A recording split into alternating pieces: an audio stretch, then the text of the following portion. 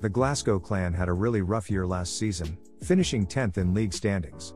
The diagnosis was clear: whilst they had no trouble scoring goals, they really struggled defensively. The goaltending wasn't great, but it was really on their defense, leaving the goalies out to dry. They allowed 234 goals against. That's 32 worse than the next team, in the Fife Flyers. That's the worst goals against since Milton Keynes in 2019, when they allowed 246 goals. Although that was in 60 games. So last year's clan are still worse by average. Really, you have to go back to the Edinburgh Capitals for comparisons to their defense. So the answer was clear: they need to improve the blue line, and bring in a defensive-minded coach, while keeping their goal scoring intact. Corey Nielsen comes in behind the bench. He can put in a defensive structure. But what about the roster itself? Has the blue line been improved? And do they still have enough firepower up front? Let's take a look at the roster in more detail to find those answers. Let's start in net. The clan are one of those teams that has opted for a clear-cut number one goalie in Landon Bow. I expect he will start as many games as possible this year, and by all accounts they have chosen the right guy to do that. He comes straight out the Czechia League, which is an incredibly good league. He spent 3 seasons there, including a year where he played 56 games. By the metrics, that was his best year in Czechia. So we know he thrives when given the net, and can carry a big workload. He spent much of his career in the American Hockey League, starting 140 games, and finishing with a record of 64 wins, 49 losses, and 26 overtime losses. When he has played in a comparable league, such as the East Coast League, you get an idea of what he will do in Glasgow. In 27 games, he had a 2.08 goals against average, and a 93.3 save percentage. If he replicates that performance, he could be one of the best goalies in the league this year. Lucas Brine is the backup, and with him being a Brit, it means there is no need to have a third stringer unless injuries arise. Playing for Dundee last year was not an easy situation for your first-year pro. They were a good team, but occasionally had defensive breakdowns. But when he was called upon, I think he performed okay for his first year. The encouraging thing for clan fans is he will likely have taken another step this year, and the system Corey will implement will benefit a young goalie, I would expect. If called upon, I think Brine will be perfectly serviceable. Overall, the goaltending looks good. Providing Bo doesn't get injured, he should be a real standout in this league. I would guess a top 3 goalie this year, and on the occasion Brine is called up to play, he should give the team a chance to win. But let's take a look at the blue line that will be so key to helping the goalies. Steven Sago will likely be their top power play option, and should be their top right shot defender. He comes with a wealth of experience, from some of the best leagues in the world, including the Swedish League, the DEL, Germany's top flight league, the KHL, which is arguably the second best league in the world, and the Finnish Liga.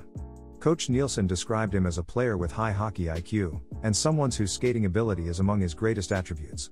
He also mentioned that he will play all situations, and both special teams. This is a guy who will be heavily relied on this year. Simon Desprez will likely be his defensive partner, on the left. What I liked about his game is he makes it look so easy. He can read the play really well, and has a knack for controlling the pace of the game. He should take on a more defensive role this year, allowing Sago to jump up into the play a bit more and flex his offense. But that is the kind of role Desprez can thrive at. He has also played at the highest levels across the world, including 193 NHL regular season games, and 29 Stanley Cup playoff games. This will be a top unit that can play big minutes in all situations, and match up against some of the league's elite forwards. Chris McKay makes the move over to Glasgow. Last year he was with Dundee, putting up 6 goals, and 13 points, in 56 games. He is another big guy, at 6'5", 225 pounds. And I love how Coach Nielsen described him. He said, "Chris is an incredibly competitive guy, who plays with a reckless edge to his game." He was also good for the occasional big goal.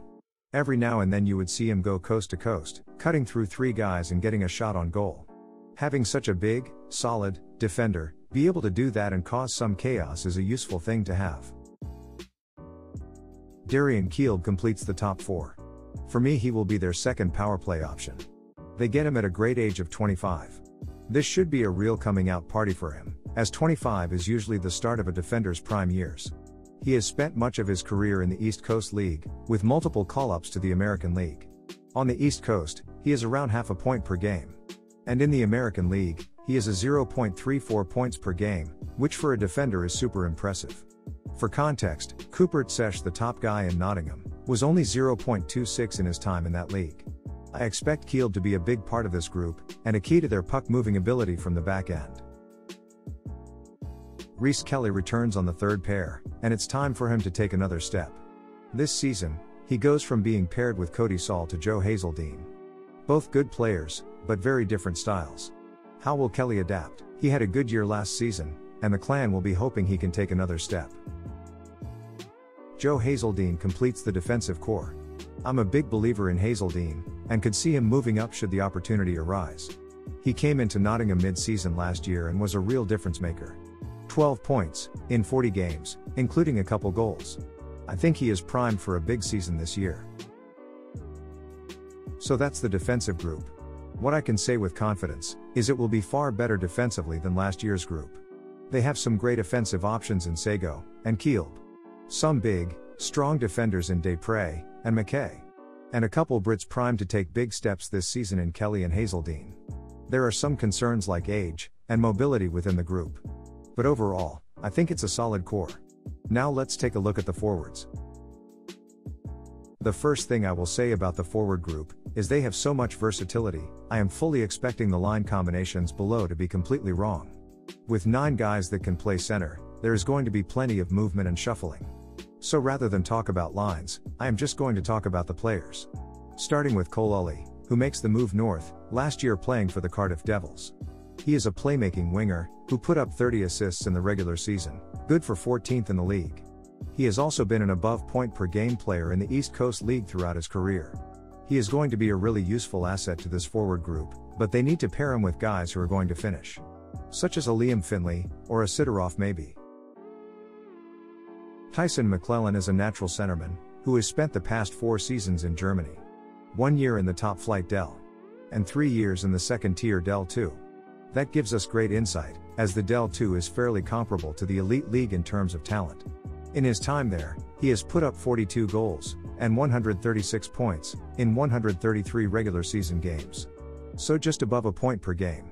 He is a guy that Nielsen will have seen a good amount of, in his time coaching in Germany. I would expect him to be a top 6 center in this team. Liam Finlay is a goal-scoring winger. He has an excellent shot. So I think paired with a great passer like Ulley, they should be able to make some magic. He also has some chemistry with McClellan, having played alongside each other in Germany. He is quick on his feet, and is creative with his shot. In his past 2 regular seasons, he is around half a goal per game. So, perhaps we can expect him to be around a 30-goal scorer this year? That's what the clan will be hoping for from this guy. Mitchell Hurd is another guy listed at center, but some guys are going to need to move to the wing. For me, Hurd is one of them. But I really like this player. He plays with some jam, and you can tell he just loves the game of hockey. Nielsen focused on his compete level and his energy. He will be a lightning rod for this offense, and a guy who is always looking to make something happen. He has produced in some great leagues, including the American League, and the DEL. Nielsen is recruiting guys he has seen play in Germany, which is encouraging. He knows what he is getting. Mike Pellick is one of the returnees from last season. One of the best net front presences in the league last year. Not only because of his size and strength, but his ability to fight for space, tipping pucks, and getting rebounds. It's so key for the power play, and just in general to have a forward as hard to deal with as Pellick. He wore an A last year, but I do wonder if he is lined to take a real leadership role, and wear the C. Devin Sidorov is a real quality forward. Another center, but can play wing.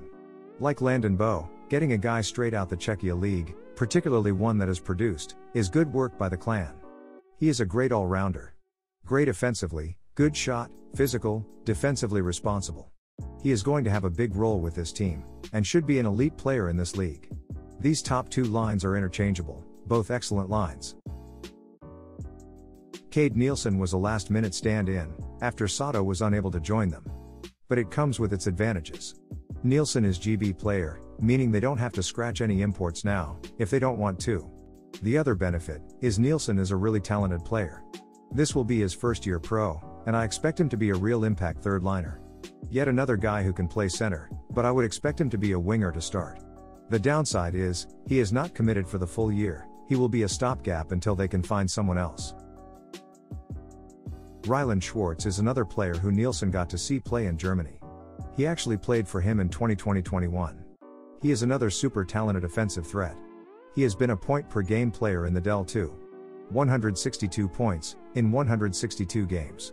I do wonder if they'll find a way to get him into the top 6, they just have a log jam of talented forwards. Keaton Jameson is a solid two-way guy. Which is just what they need in this bottom 6. They have a wealth of goal-scoring talent, but Keaton is a guy who will be a steadying presence within the forward group. Good defensively, likely to get some penalty-killing minutes. He is super competitive, and does also have the ability to put up some big goals. He should be able to achieve 10 to 15 goals, and maybe 35 points, whilst being responsible in all zones. Nick Prekusic adds some much-needed size to the forward group. He will provide a physical presence, finishing checks, and playing a hard-nosed style game. Coach Nielsen described him as a smart, coachable player, and someone with good character. Robert Lajovic is the fourth-line center in my opinion. He is good defensively, and we have seen when he has needed to move up, he can also produce. It's good to have guys on the fourth line that can play third-line minutes no problem. He is great on the penalty kill, and an experienced player in this league. Last year he scored 15 goals, and 32 points, in 52 regular season games. Felix Pear completes the starting 12 in my opinion. If this is how the lines shake out, then this fourth line is going to be really hard to play against. Felix is another guy who plays a super physical game, finishing hits, and stepping up on guys. And another big body at 214 pounds, who had a decent year in Nottingham last season. It's good to bring in a few guys who have experience within the league. And lastly, Alex Forbes likely sits on night 1. With Nielsen joining the team, they have a wealth of British players, meaning they can afford to bench a Brit. However, when injuries occur, which they will, Forbes can play some responsible minutes. He will also act as their 7th defenseman. So any injuries on the blue line, and Forbes can step in. That kind of flexibility in the team is key for a long season. So, that's the roster that has been assembled. In my opinion, this is the best Glasgow team on paper that we have seen for some time.